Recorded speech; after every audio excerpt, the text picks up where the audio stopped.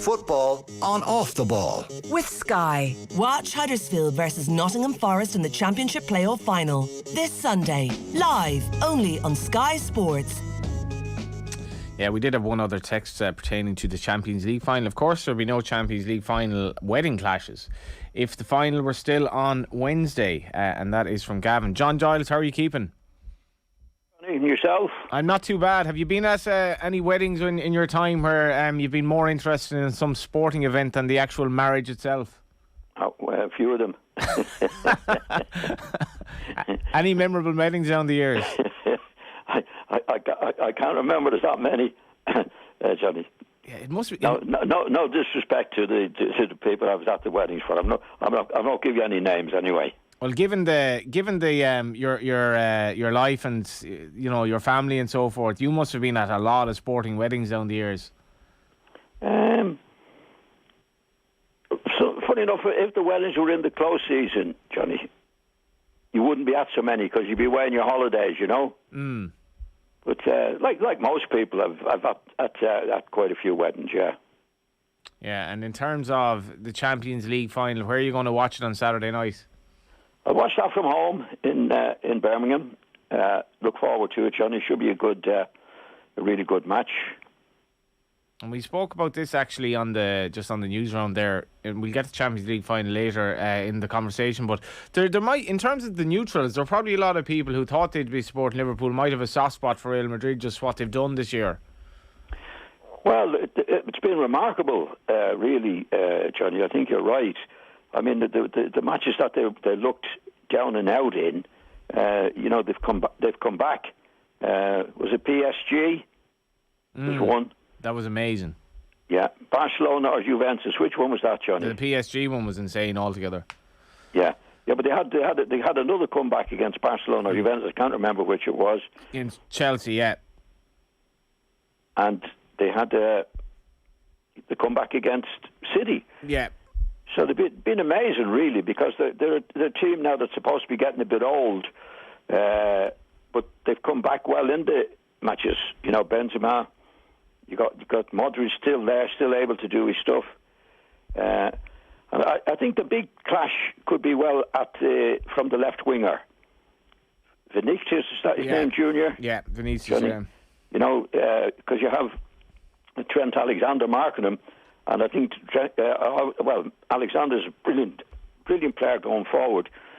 But I don't think he's a great defender, Johnny. So if people watch out for that on the weekend, that could be a very, very important clash. So just getting back to Sunday, I think I was like a lot of people. I don't know what you were doing, John, but like you had your unless you were like Grandad and Only Fools and Horses with the two televisions, you had to pick between one of the games, and I picked the Man City game up until Coutinho's goal, give or take, on 69 minutes. So then you switch over to the Liverpool game, which is finally poised at 1-1, and then on 76 minutes things slightly changed. What was it like for you?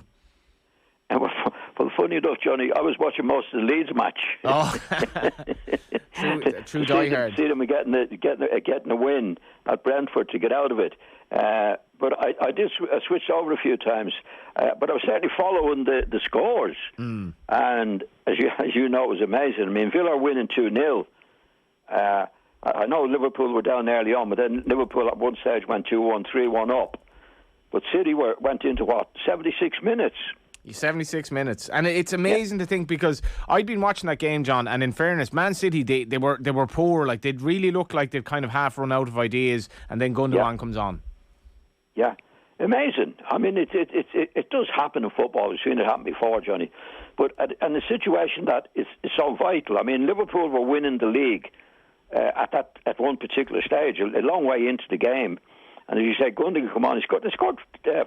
What was it, 3 goals in 5 minutes? And weren't playing well. I mean, I did see the highlights, but I read a lot about it, and they weren't playing well at all. And it looked like Villa were going to do it. But it shows you what football is like, Johnny. You know, you never know what to expect. But for City to come back at that stage was remarkable. It was a remarkable season for Liverpool and City. But what I didn't realise, I looked at the stats afterwards, City finished, I think, was 5 goals ahead of Liverpool. Exactly the same defensive records, and Yes. so they did a goal difference of plus 73. Like, how would you a bit of context to this? Liverpool got 92 points, won 28 of the 38 games, only lost twice all season, and it wasn't enough because Manchester City got 93 points. So, in fairness to them, it was a hell of a points tally and a hell of a season, despite their flop, I suppose, in the Champions League. Oh, definitely. But when you consider, Johnny, they didn't have a recognised striker. You know, like if you look at Liverpool, you know, the Salah, Diaz, Mane, Jota, Firmino, Origi when they need them. And City didn't have any. I didn't realise that till I saw the stats after the match. Because I don't know who was the leading goal scorer, but there wouldn't have been that much in relation to Salah and those guys. So it was a remarkable performance to do what they did. To win the league with the you know, we know they were going to buy Harry Kane. It didn't come off, so they were left without a recognised striker. So it's been a remarkable season for them to do what they did. Now, it's also a most remarkable season for Liverpool to be doing what they did so far. And then if they can nip the cup at the weekend, it'll be it's a good season for them, but it'll be a fantastic season for Liverpool if they can do that. In terms of, like, for the position that they were in, we'll say, give or take around Christmas, for Liverpool to make a battle of it and win so many games in the second half of the season, John, I mean, it was they did everything bar win the league, I suppose, from that perspective. Oh, they were brilliant at what they did. I mean, there's a lot of people talking about, you know, the the league being over and all. I never subscribed to that because there was a lot of matches to play, and once Liverpool got on the run, it was remarkable. And then City had to be remarkable to get their finish the way they did, because there were goals behind with about 4 matches to go. They went to Wolves and they won, I think it was 5. A few matches they won 4 to get ahead of and stay ahead of Liverpool. It was a remarkable season again, and these two teams made it so far. We would keep our fingers crossed for Liverpool at the weekend. A really remarkable season, Johnny. And in terms of De Bruyne as well, just setting up that final goal, it seemed kind of poetic that he did. He hasn't had, like, by his standards, he hasn't had the best season, but that bit of quality at the end to win it. Well, he's finished the season really well, De Bruyne. There's no doubt about that. And he's put a lot of quality into the last few matches. I mean, up to the last 4 or 5 matches, I didn't think he played well at all, to be honest. Now, I know he had an injury and had some problems early on in the season, but he certainly came good. In the last 4 or 5 matches, I think he scored 4 goals at Wolverhampton, and this was at a time when they needed goals to catch the Liverpool goal scoring situation. Like, it's absolutely phenomenal, isn't it? Like, the pace of the game now, and that if you're even 1 or 2% off for any reason, you're going to get caught out. Oh yeah, it's especially when you're in the situation that City were in with 2 goals down. To do what they did, it was remarkable, and as we know, I'm sure you'll come to it. Everton doing the same, 2-0 down at half time in a relegation fight. I mean, it was a fantastic end to the domestic season, Johnny. Who would you give as your player of the season in England? I gave it to Salah. I gave the manager, funny enough, to the Spurs man. Yeah, Conte, yeah. For the job that he's done in getting him into it is a remarkable job. Now, he'd have to go with Klopp and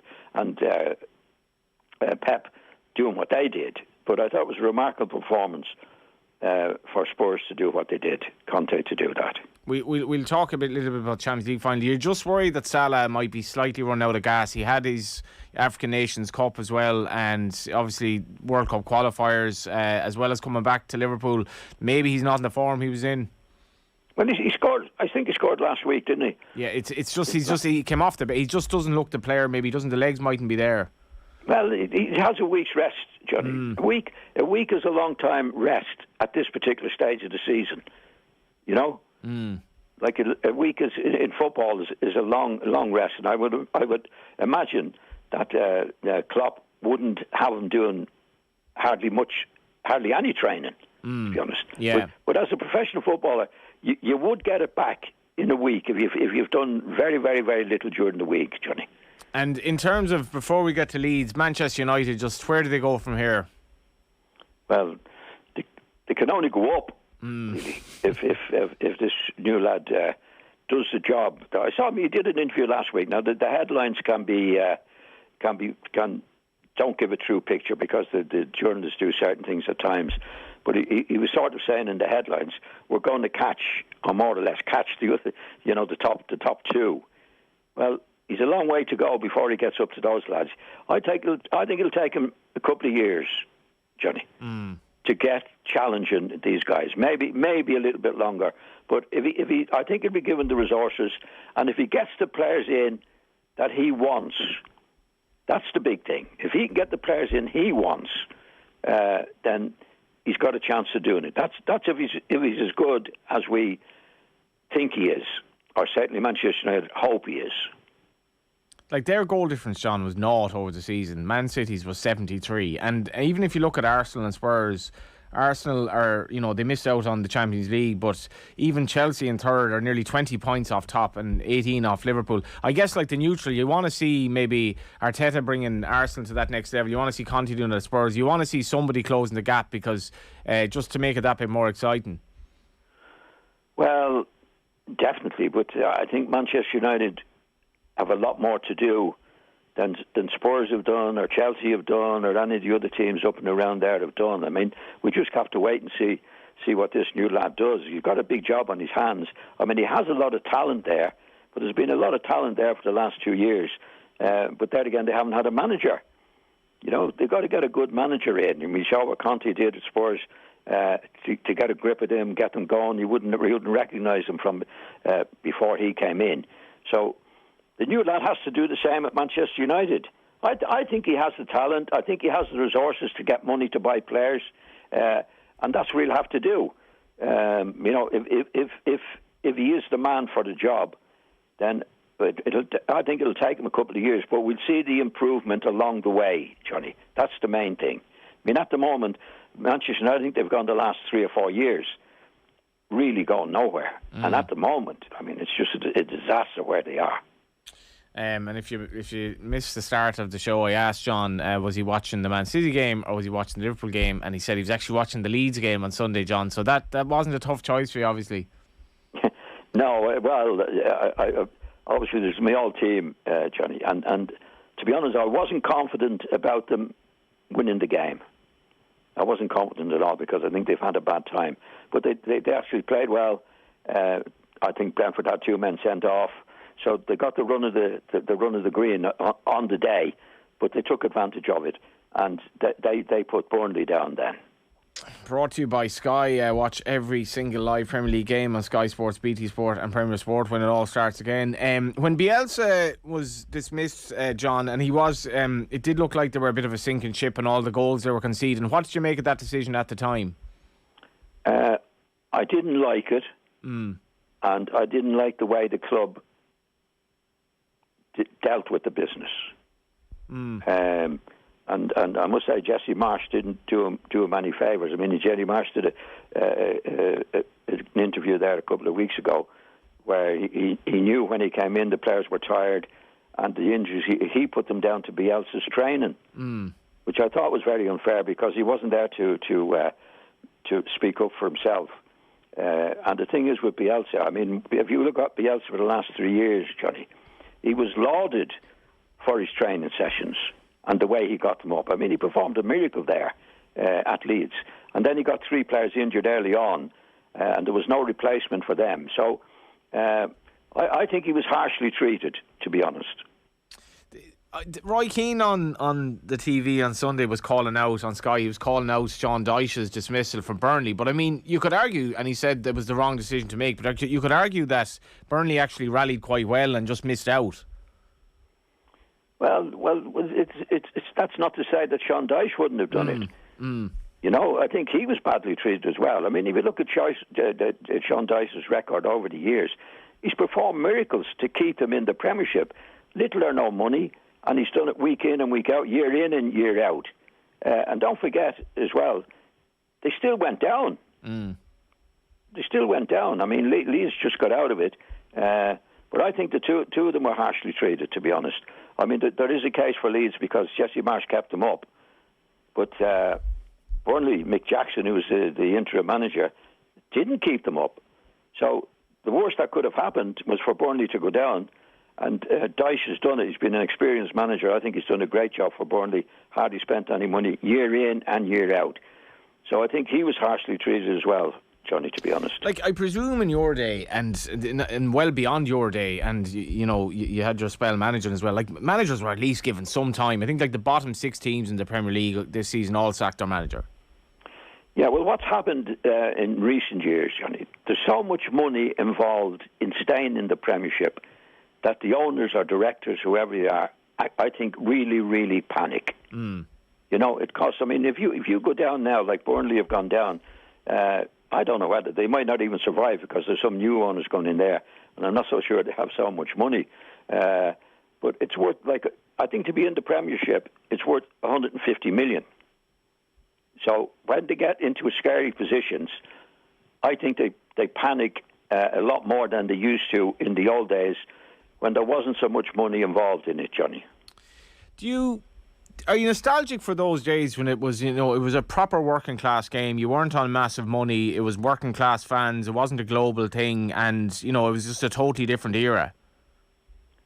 Sorry, am I sorry? Are you nostalgic in terms of, like, I guess it was a more true game to the local people, and it wasn't that obviously we've seen Man City celebrating the league and all that, but to me there's just something a little bit hollow about it. Whereas in your day it wasn't like you were earning fortunes. You were working class people who could relate to the people that were going to the games.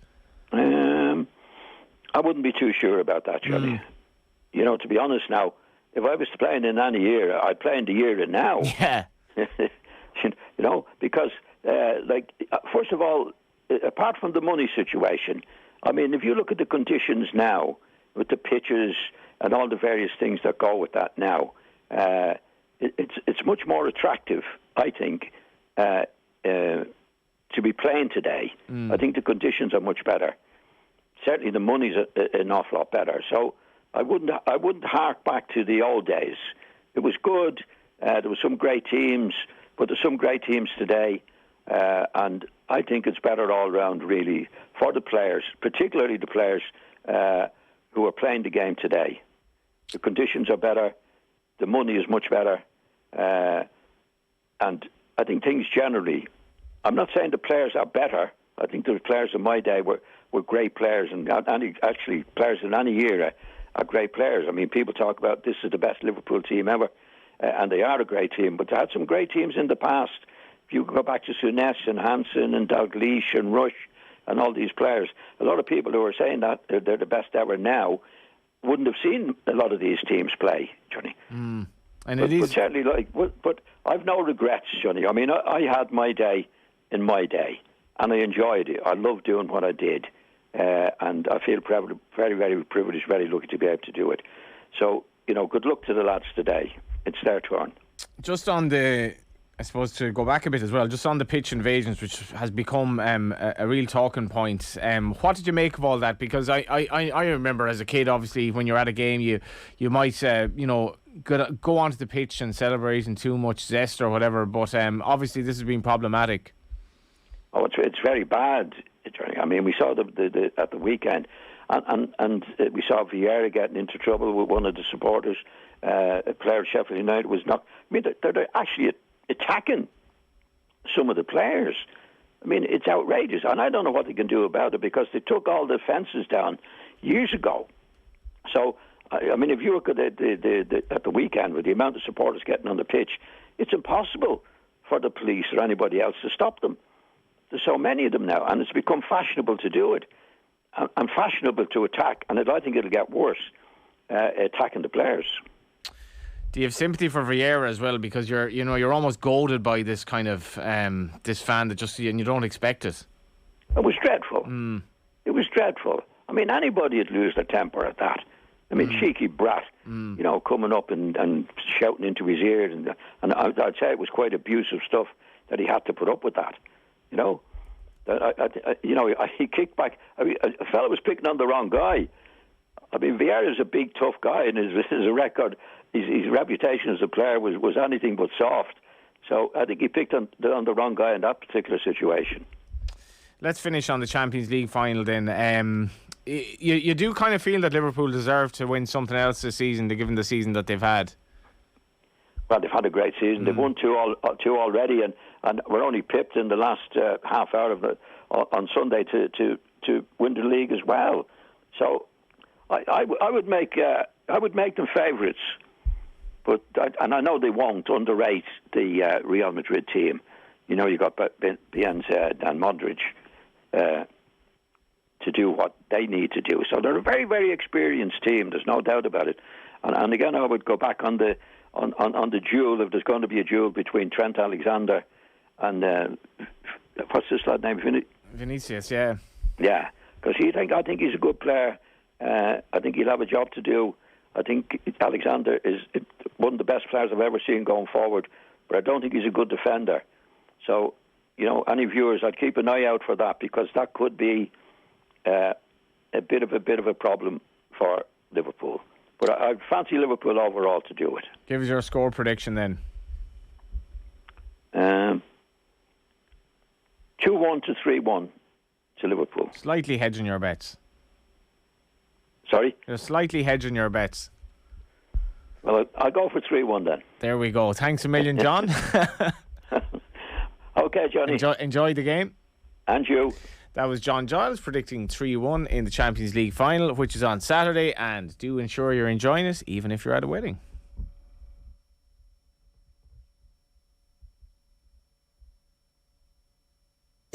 Football on off the ball. With Sky, Liverpool face Real Madrid in an unmissable Champions League final this Saturday, live on BT Sport.